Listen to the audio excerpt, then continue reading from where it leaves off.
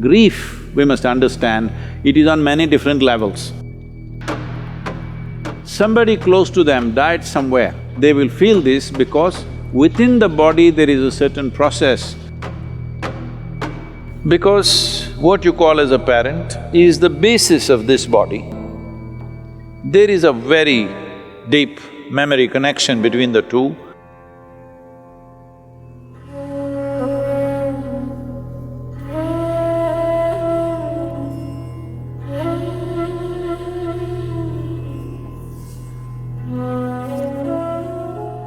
Death simply means somebody who was available to you is now absent, that's all.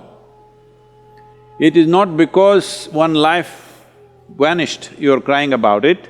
It is just that somebody who was, filling a part of the collage for you is absent, so it leaves a hole in your life. Depending upon how close they were, accordingly it leaves that big a hole in your life. So, what you're battling with is not the death of a person, what you're battling with is the size of the hole they have left in your life. Suppose a faraway relative or a friend, somebody that you know, an acquaintance died, you feel bad for an hour and then you get back to normal. But somebody very close and dear to you passed away, now they've left a huge hole. So your problem is you trying to tend to this hole which is within yourself. This hole has happened essentially. Now what I say may sound little brutal for people who are in that situation, but one must understand this. If you look for solace, yes, if somebody comes to me who have just lost somebody dear to them, I will also hug them and, protect them and give them some solace. But you must decide whether you want solace or you want a solution to your life. Because today this person will die, tomorrow that person will die, day after tomorrow I may die myself, it doesn't matter. But people keep dying because we are dying kind of people. Let's understand this, all of us, we are dying kind of people. First thing that must be fixed in our mind, we are mortal by nature. So having said that, grief, we must understand, it is on many different levels. There is a psychological grief. In thought and emotion you suffer the loss of the person. But depending upon how much memory you have built within your body with regard to that person, let's say if it's your child or your husband or your wife or some kind of very close bond, then a certain amount of memory is there in your body. We call this traditionally in the yogic culture as Rونانوباندا, that is, body has developed a bond beyond your psychological friendships and companionships and love and whatever else you have. Body itself has done this. A whole lot of people feel this. Somebody close to them died somewhere, they have not received any information. Suddenly they feel their energies are gone and they're like, they don't know what's happened, but suddenly they're almost sick, they're feeling like that, completely drained out. Then after a few hours or few days, information comes that this person is dead. But well before the information came, they will feel this because within the body there is a certain process that the memory starts undoing itself and you feel like you're dumped. Your Rونانوباندا with your parents or with your children is strongest till you're 21 years of age. Once you cross 21 years of age, it is called as the first quarter. In the yogic way of looking at it, 84 is the cycle of life. The first quarter is 21. Up to 21, if you lose a parent or if you lose a child below 21 years of age, the pain will not just be emotional, it'll be physical. It will manifest in the body because there is a strong Rونانوباندا. But beyond 21, it is largely psychological and emotional. When we say Rونانوباندا, what you suffer emotionally or psychologically, that's not what we're talking about. We are talking about physical memories. Bodies have memories. Because what you call as a parent is the basis of this body. There is a very deep memory connection between the two that is at its strongest till 21 years of age. Once you pass that, it is weakened. Is it gone? Not totally gone, weakened. Let us say you are 42 years of age and you're a man, then you still have a reasonably painful Rونانوباندا. But let us say you are 42 years of age and you're a woman. Your Rونانوباندا is almost negligible. Not that it's not there, it's there, but very, very low.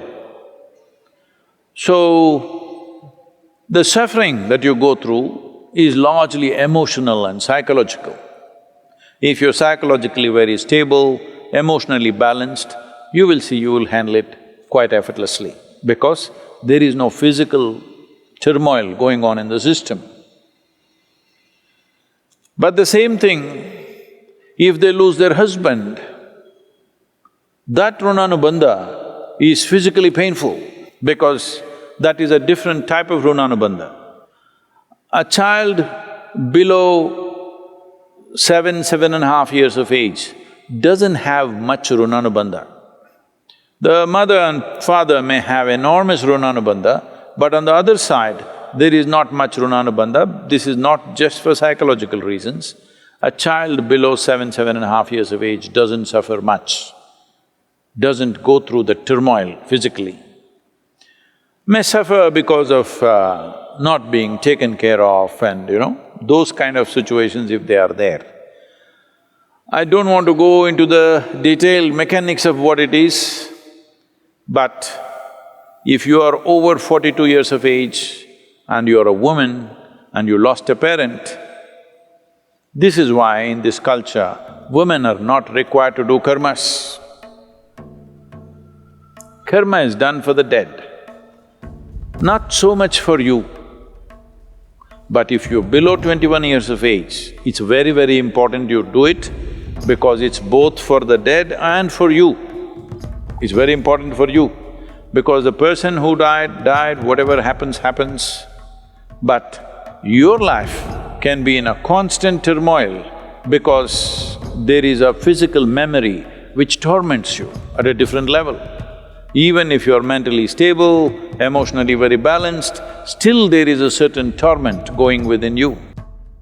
For this, there are yogic processes with which you can rejuvenate the system. There's a whole system of things to do.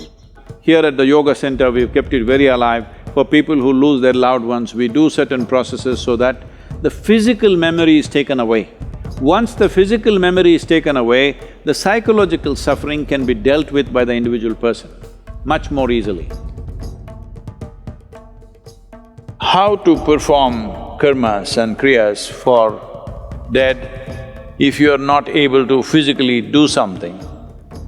The simple thing is to go into a 3-day period of sadhana because internally you can do this. Beyond a certain age, it is largely for the dead that we are doing it.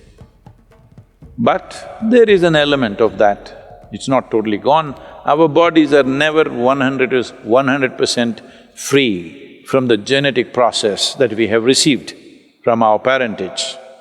There is a way to be above that, but we are not absolutely free. Physical body functions in a certain way.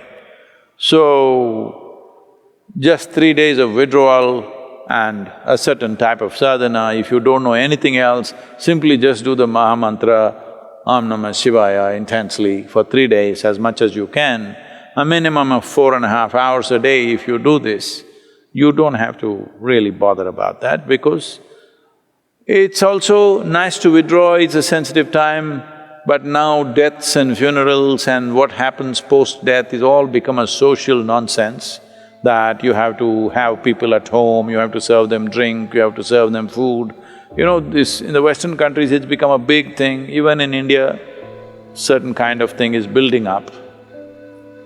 It's best that you just withdraw from society and nonsense and spend some private time.